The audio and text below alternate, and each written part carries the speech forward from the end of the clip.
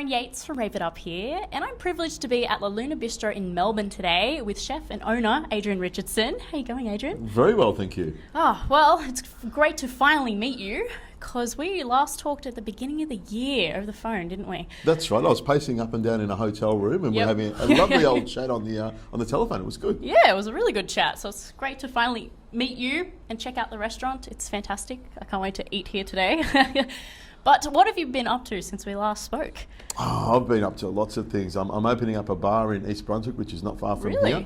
It's a lovely place. I've got to build it. So I've got the building, but I've got to put all the interior in there and design it, and all the plumbing, the electricals, and lots of things. So that's keeping me very busy. Big project. Yeah, and running La Luna is busy as well. It's always flat out here, just making sure the staff are all happy and the food's coming in and the customers are happy and just making sure it all works. Yeah. So when can we expect that bar?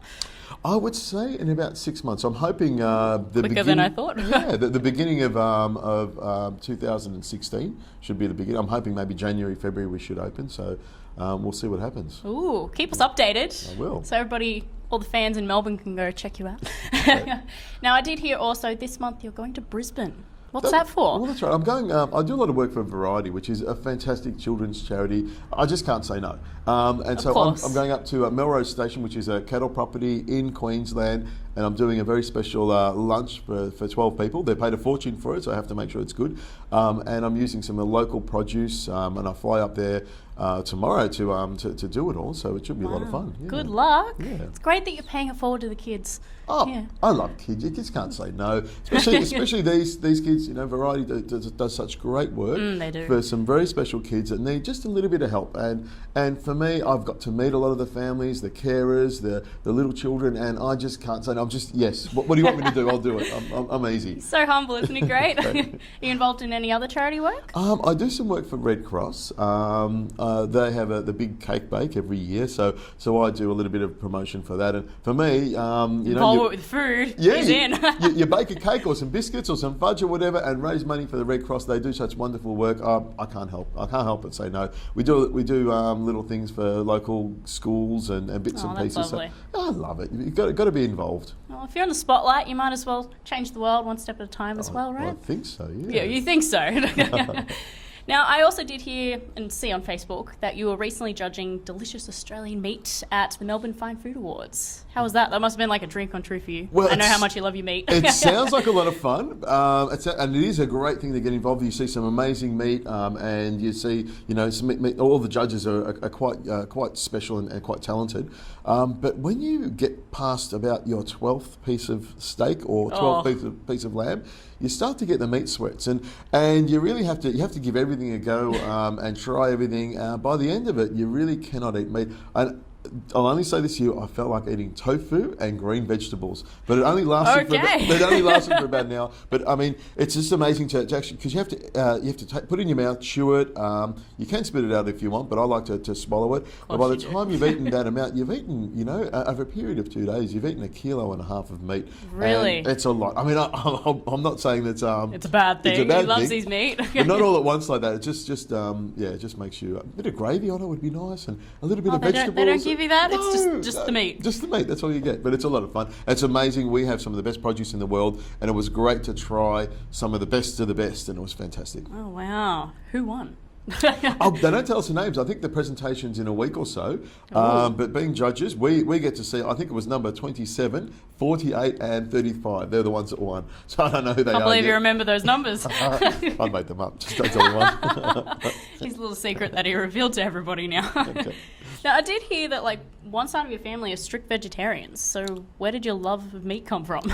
Oh, well, I've always been around meat. I've always grown up with them. But my family, my father's side of the family, they're all vegetarians. And for me, going to their house to eat was fantastic because they're all great cooks. Oh, okay, good. Yes, so it's not just the boring house. No, you didn't miss meat at all. My grandmother and my auntie, when they cook, it's just beautiful food. And so I really have a lot of respect for vegetarian, vegetarian, and the belief behind it, that animals shouldn't be harmed. I really have a lot of respect for it. As long as you're eating a balanced diet, I'll back you all the way. But I just love meat. I just love eating. You know, Me too. Yeah, maybe it's like you feel bad for the animals, but you're like, it just tastes so good. No, well, this is my thing. Is my job is to make sure that the animals have a good life. They should only ever have one bad day. Yeah. And they should not know what's going on. All of a sudden, bang, the lights go out. To me, that's the humane way of rearing animals and looking after them, and then we kill them and eat them. It's the factory farming, it's the inhumane practices that give meat eaters a bad name, and I think that's what we need to stamp out. That's what we just, every opportunity I get, I always, try and say, people, make the choice. When you go shopping, make the choice, and that way the money that belongs in the hands of the people doing the right thing goes there. That's important. Yeah, wow. Well, it is a circle of life when you think about it anyway, isn't it? Exactly. And we're just eating dead meat, yeah, dead animals. We grow them, we feed them, we look after them, and then we knock them, and then we eat them. Delicious. It is good. I'm not going to lie. It's good. So has the vegetarian side of your family, have they come to the Luna Bistro? And yeah, a lot of obviously not eating the meat, but all of my family have eaten here, and they love it. I mean, my grandmother, who's I think she's 93 now, she's been a vegetarian for most of her life. I sent her a copy of the book Meat that I wrote, and she wrote, because we write letters to each other. She wrote back and said how proud she was to see the book, and she was really excited because I put a chapter in on offal, and she said that during the war, all they could eat was offal. That was the only meat that you got. She was eating meat in those days, and she thought it was really important that if people are going to eat meat, that they should know about eating the whole animal. So I was really proud to, that my grandmother thought that, and she's open. She doesn't hate people that don't eat meat. No. That's just what they do, and I really respect them for it. It's good that you're doing the old-fashioned handwriting letters. Handwriting letters and cards too. If people send me something, cards. I'll often handwrite a card and send it back. I think emails are great. I mean, they're great to flash information around back and forward. But if you really want to... nothing like a letter, is there? Something personal about a handwritten letter. Get in the mail, and instead of bills, you get a nice letter. Exactly. Nice little card. It stops you, I think, and you have a look at it and you think about it, and someone's taken the time to write it instead of just pressing send or text it. Yeah, it's more heartfelt, isn't it? Exactly. Yeah. Oh, it's great that you're doing that with your grandmother. Maybe I need to do that. I'm sorry, Nan. So thanks for the idea. Now, speaking of meat and your cookbook, Meat, as you were just saying, you also do have another one called The Good Life. But something I've always wanted to know is, how do you come up with all the recipes for those cookbooks? Because they're huge. Oh, okay. But great recipes. I actually struggle. I mean, when it comes to writing the books, I think both the books have over 200. I think Meat has a few more recipes in them. When I start writing the book, I usually start with about 400 recipes. For me, it's hard to take them away. What I do is I write recipe titles. So you get the chapters, and I write the recipe titles. Chicken with sweet corn and pineapple. Yeah. That's a good idea, but it's probably old-fashioned. I would write lots and lots of those things, and then I start to pare it back from there, and I start to put the chicken with something else and start moving it around, and then I pare it back. For me, that's the best way to work. Rather than starting at the bottom and adding to it, I start with a lot and work it backwards. I mean, it's the same thing with Good Chef, Bad Chef. We have to submit about 100 and something recipes. Wow. And that's what we do in the show. We do that many recipes. So for me, writing the recipes is not difficult. It's not a hard thing. It's all those things are swirling around in my head here. It's just, zeroing it down and putting it on paper and writing it up and writing the method that works. So that's the sort of the technical side of it. But it's all in here. If I can't write recipes now, after this many years of doing it, maybe I should think about doing something else. And you haven't run out of recipes yet, so that's a good thing. No, and there's so many old-fashioned things that come back that just need a little twist on them. And often when I go out to eat in restaurants, or I'm looking through magazines or cookbooks, or I see something on a table, it's like, oh, wow, why don't I try this? And it's just always in your head. Yeah. Make it your little way of it, change it a little bit. Just put more salt in it, or put some butter in it, or pour some cream into it. Chuck some meat in it. Exactly, some meat, more meat. That'd be great. Yeah. Have you ever taken recipes from Good Chef, Bad Chef and put them into your cookbook? No, both the books were written just before I started Good Chef, Bad Chef. Although Zoe and I, this is a scoop for you, Zoe and I are thinking about putting a book together with each other. And we'll see about that one. I think that could work really well. I would definitely read that. So would my mum. We're big fans of Good Chef, Bad Chef. So well apparently all the recipes are online, so you can get them now. And I don't. But in an old-fashioned book. Yeah. Nothing better. It's like the letters. I do like the book. You can flick through it, and there's pictures there. It's great. Yeah. You know, and sometimes with websites, they sometimes put pages down. At least with a book, it's all there. It is. So, and good idea. You can't. You know, you can pick it up, and if you can flick through it, you can't do that with an email. And to me, that's what I like about it. Yeah. Well, let us know what happens with that, because do you know when we can expect that? Oh, or is it still like in the planning stages of the moment? It's right in the beginning. I just planned it now. This is the first idea. Zoe, we're doing it. Yeah, I mentioned to her. We spoke about it last week, and the idea was, we'll do it. But by the time this thing gets off the ground, nothing else has been said yet. No, it could be a month or it could be a year. There you go. Rave It Up exclusive. Thank you. There you go. But do you come up with all the recipes yourself, or do you even have a team that helps you a little bit? I have a person that helps me. I have an assistant that helps me with it. But we usually, we'll get a topic. The topic might be eggplant or tofu or pork. And then I'll write the recipe tiles from there, and we start to narrow it down. But I might get inspired by, if I look at Pinterest, there's lots of stuff on there, or I look in a magazine. It's great. And what I do is, if I'm very visual, if I see a picture of something, then it all comes to me. I read the recipe, it's like, I like what you've done there. I'll take a few of those things and move ingredients around. So I'll try and do that with a lot of what I do. So I'll try and get inspiration from pictures. And things that I've eaten and other people's things, and then I'll put my twist on it. I think that's the best way. There's a couple good job. Yeah, I like it. And then I'll get people to test it here at the restaurant, and I'll get to eat it. And if you want to make that chicken and corn and the pineapple today, I'll taste that. I'll be a good judge for you. Oh, I've got better things planned for you today. Oh, I'm very excited. He's making me hungry though, because it is nearly lunch. And I'm hungry. Yeah. Thank you for making me hungry. But it'll be worth it after this interview.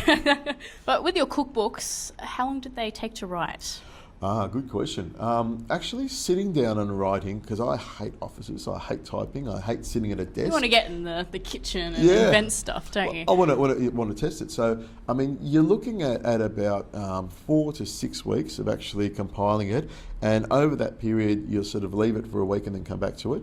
But that's sort of what you've got. And then, by the time you test things and then re-edit and reread it and go over it again, you're looking at about 2 to 3 months of work. And it's satisfying at the end, but it's not the sort of work that I like doing, and sitting in a computer and typing. My fingers get sore, I get fidgety, I get, just like, I've got to get up and move around, and I've got to cook something. So I'll go often, I'll just go downstairs and cook something and then come back up again.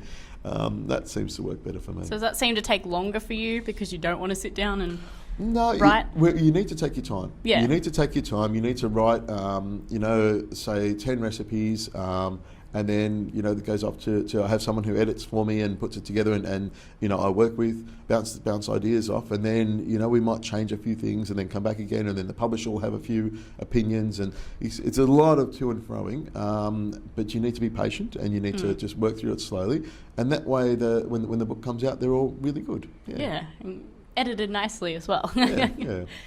So do you have any advice for the listeners in case they want to write a cookbook in the future?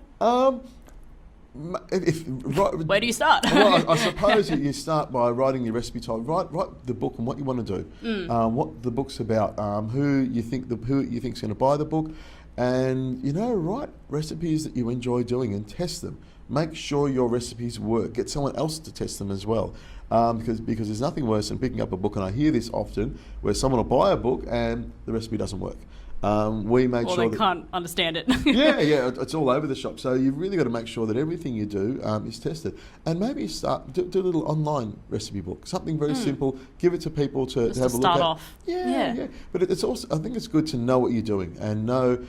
Be good at the dishes, or be good at the dishes that you're going to cook, or if it's a dietary book, make sure you understand all the issues behind writing diet books, those sorts of things. Yeah. Thank you. It's great advice. Hopefully the listeners go write a cookbook now, or at least online. That's a good start. Or I was going to say, get a good publisher who gives you a big bag of cash to write the book at the start. That's probably the best way. There you go. The real truths come out now.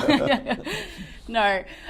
With working in the industry for a while now, and you've worked really hard to get to where you are, what is your opinion on cooking shows like MasterChef, where it gives people that opportunity to get into the industry? I don't know whether those shows actually give you an idea of what the industry is really like. And I've seen a few of the guys come out of those shows and go into the industry, and it's different. It's not television. Like, what's this? Yeah, television and real life cooking in restaurants are completely different things. Absolutely. And to really be able to be good at cooking, you need to pay your dues. You need to train. You need to do an apprenticeship or work under masters and actually know your trade. It's very easy to put a few dishes together on a TV show and develop some skills. However, the year after year, working in a kitchen and the skills you pick up, the things you learn working in a kitchen, you can't bypass them. You have to go through and do it.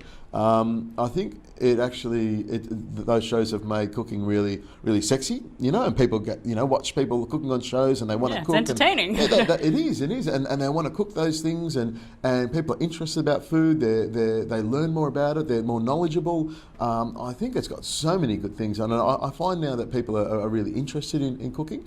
I've had a lot of people come to me and they want to get into cooking. They watch it on TV. They want to become a chef, and by the end of the second week, it's like, I don't think I want to do this anymore. Yeah. I'd rather chop my own fingers off at home, rather than go through it. It's a hard life, long hours. It's hard work. But if you can get through a couple of years of that, 3-4 years of that, learn your trade, well then, you can do anything you want. Yeah. Would you ever want to be a judge on one of those shows like MasterChef? I did an episode in the first series with Julie. I was up against, I think they call it the Celebrity Cook-Off, with Julie Goodwin. Yeah. It feels like a long time ago. Yeah, now. she had to cook. She had to cook against me, and if she beat me, she would get to go home, which I felt really bad because she hadn't seen her family for a while. But I couldn't lose either. So she's actually a sweetheart. I really like her. So she had to cook off against me, and I really must have missed that episode because I watched that season. It was in the first season, I think towards the end, and that was when it was amazing. Great show. Be a judge. Well, George and Gary, I think, have got it all locked in. Yep, they're good at it. Yeah, I don't think I'll get it in there sideways. So, but for me, I seem to be really good at showing people how to cook. You know, like Good Chef, Bad Chef, where I get the ingredients and talk you through stuff and teach you how to cook. I think that's my thing. That's what I'm good at, and I really enjoy that part of it. I think Gary enjoys standing around all the time waiting for everyone else to cook. I don't think that'd get boring. Yeah. Maybe he just likes to taste all these different dishes and Let me tell you, I know there's a lot of tasting that goes on behind the scenes in that show, I think. Oh, really? That's right. That's behind the scenes. That's the problem with cooking shows, and you don't understand that you have to taste a lot of food. And it's often things that you wouldn't normally eat, and you have to taste a lot of it, so you end up putting on a bit of weight. And, go to the gym. Or you have to go to the gym and exercise, but that's a sort of a side effect of or the downside of having to do those shows. You have to eat a lot of food. Yeah. And before, when you were saying you'd rather show people on Good Chef, Bad Chef and help them out and everything, would you, or have you in the past, helped out any person to work experience here at the Luna Bistro or anything like that? Oh, we do a lot of work experience. I have a lot of chefs that come in and work. I have a lot of people. I had a couple last week. I had a surgeon that came in. He just wanted to learn how to cook. Okay. I get people from all walks of life coming in and spending a couple of days in the kitchen or a couple of mornings.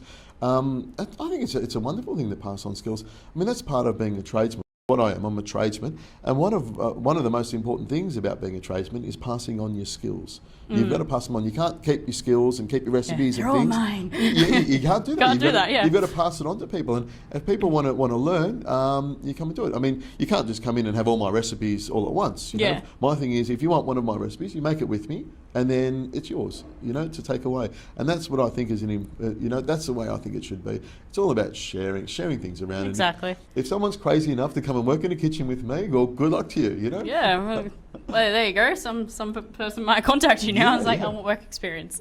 Then they get the real reality.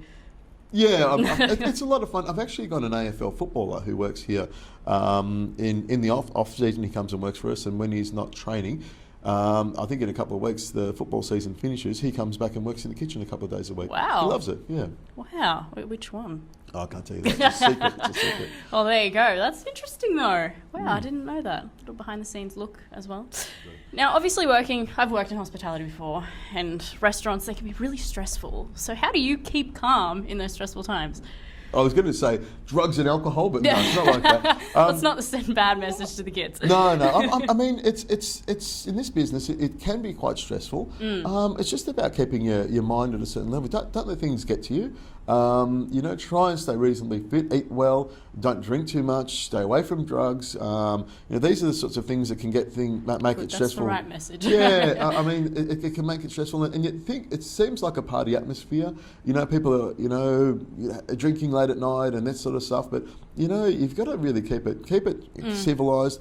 Keep your head screwed on. Have some time off, so you can actually, clear your mind. You have and then come back time to for it. time off? Oh, I do occasionally. Probably a couple of minutes here and there. But it can be quite stressful. But I love the adrenaline. I love that sort of stress and dealing with it. But when it gets too much every now and again, you just got to take a little break. Get away for a couple of days and do something. But I love the business. I couldn't do anything else. Yeah, you're so passionate about it, and I can see it. So it's good that you're doing it. Yeah, I love it. I couldn't do anything else. I mean, I tried other things, but I was put on the planet to cook food for people. I love the life. If I wanted to, I should be retired now if I had have done another profession. But I love this, and I'll never stop. You're meant to do it. Yeah, it's fantastic, because this show is very positive. So it's great to hear that you're so passionate about what you do. And you definitely worked hard to get to where you are.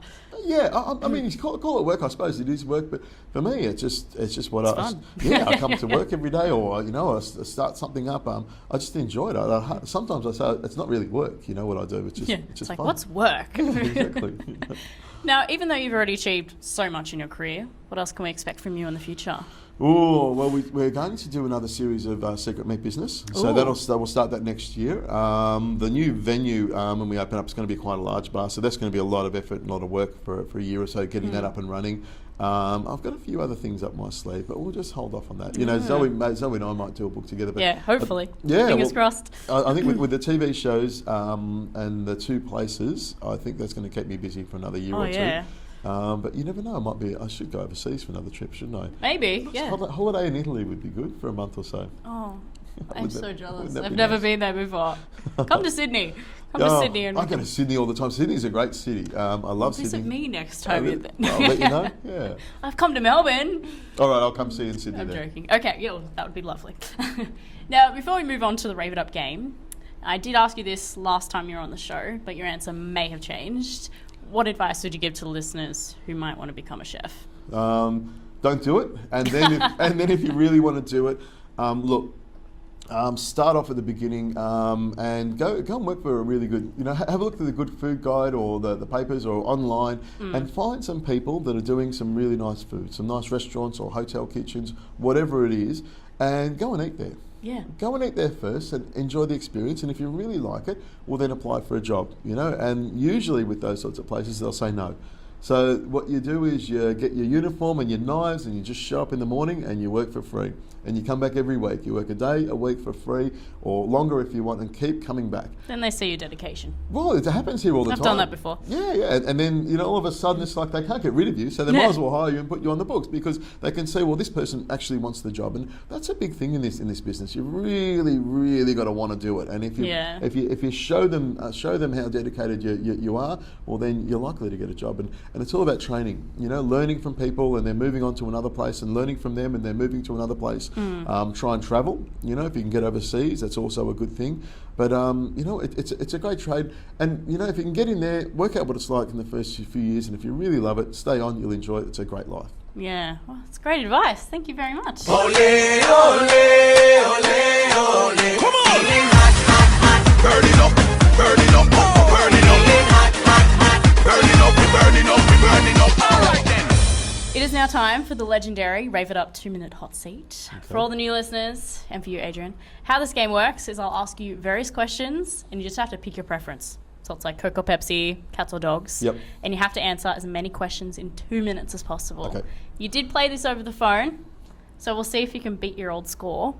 Okay. But when we finish, we can see how many questions you answered and see where you sit on the leaderboard up against everyone else that's played the game on the show. Okay. So last time you played, looking at the leaderboard, you answered 42 questions And you were sitting number 38 on the Rave It Up leaderboard. Ooh. There's a lot of people that played this. It's very hard to get to the top. If you want to get to the top, you got to beat 86. Okay, I'll see how I can But go. let's at least try to beat 42, yeah? All right, I'll focus. Focus.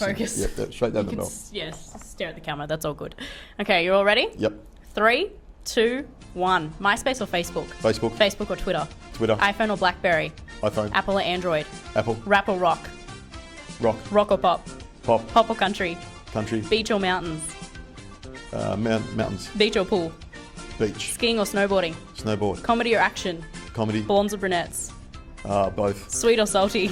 salty, Sunglasses or hat? sunglass, SUV or convertible? convertible, Mac or PC? Mac, PlayStation or Wii? PlayStation, Singing or dancing? dance, Dogs or cats? dog, Italian or Chinese food? Italian, Summer or winter? winter, Kim Kardashian or Scarlett Johansson? neither, Johnny Depp or Will Smith? Johnny Depp, Mall or online shopping? online, Cinema or home movie? home movie, Ice cream or gelato? ice cream, Cake or cookies? cake, Cookies or cookie dough? cookie dough, Family or friends? family, Football or soccer? football, Christmas or your birthday? Christmas, Night or day? day, Bus or train? train, Straight or curly hair? curly, Eye colour blue or brown? blue, Vampire or werewolf? vampire, Texting or calling? text, Sydney or Melbourne? Melbourne, Friday or Saturday? Friday, TV or movies?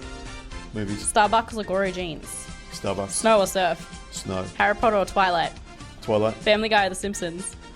Family Guy, McDonald's or Hungry Jack's? Hungry Jack, Red Rooster or KFC? Red Rooster, French fries or chips? chips, Burger or hot dog?